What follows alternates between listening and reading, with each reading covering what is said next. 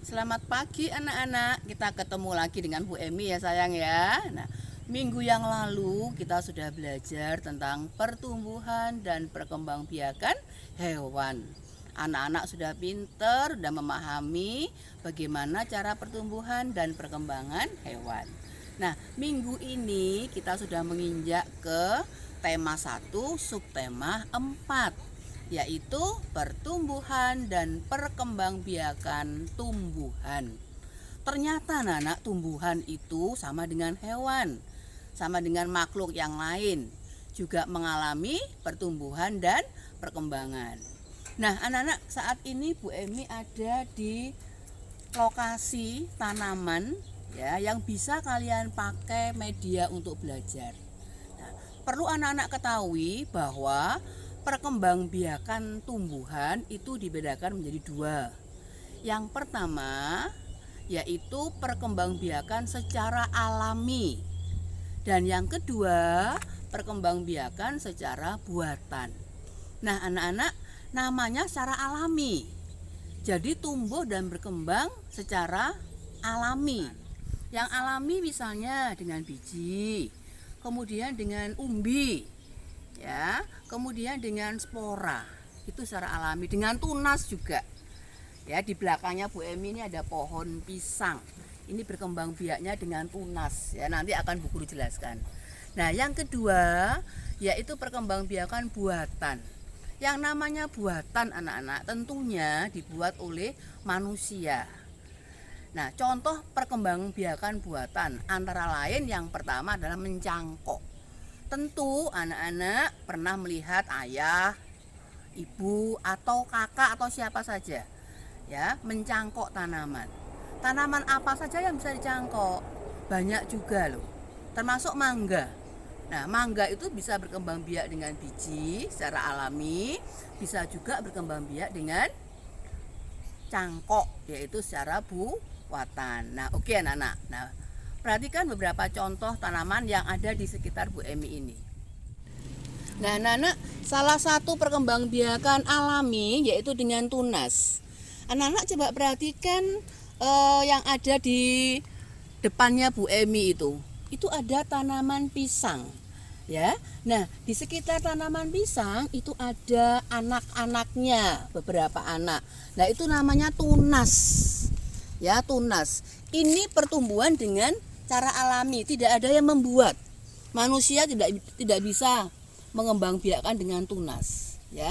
Nah, salah satu contoh perkembangbiakan alami yaitu dengan tunas. Contohnya pisang.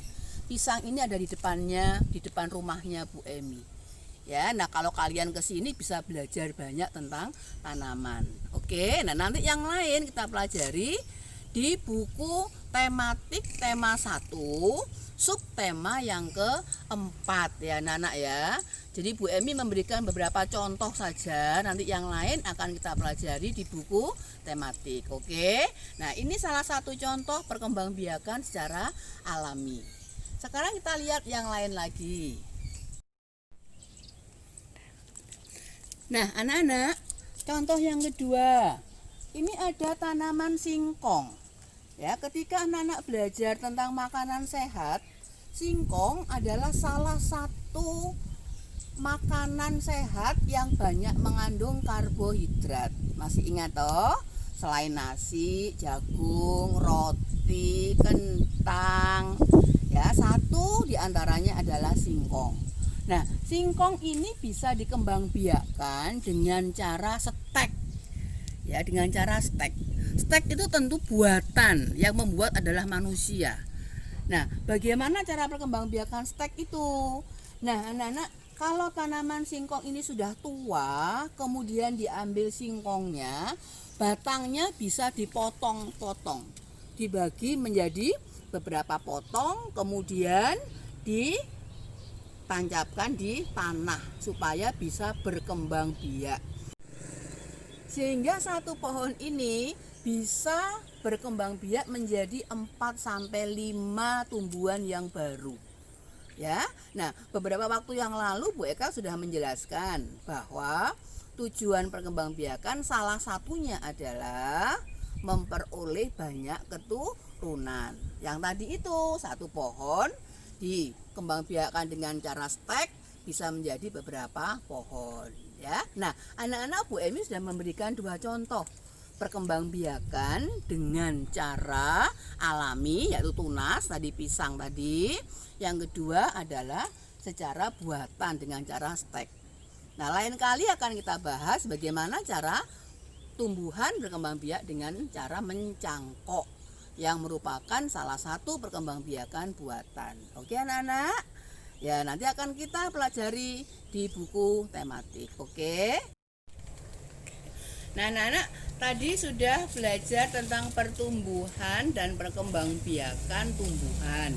Ya, tadi Bu Emi sudah memberikan contoh 2 yaitu perkembangbiakan dengan tunas dan dengan stek. Nah, sekarang kita coba di samping perkembangbiakan kita akan mencoba melihat bentuk daun sayang. Ya, nah di depannya Bu Emi ini ada tumbuhan pepaya. Ada buahnya, ada yang besar, ada yang kecil juga ya. Nah, perhatikan bentuk daunnya anak-anak. Bagaimana bentuk daunnya itu? Seperti apa ya bentuk daunnya itu?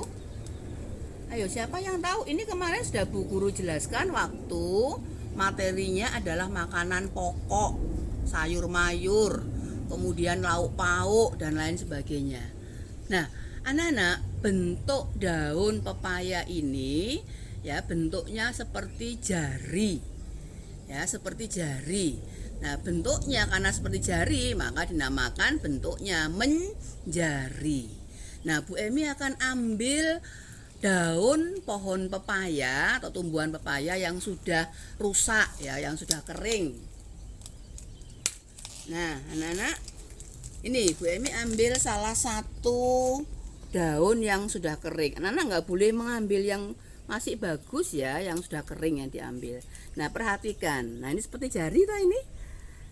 Seperti jarinya Bu Emi, seperti jarinya anak-anak juga.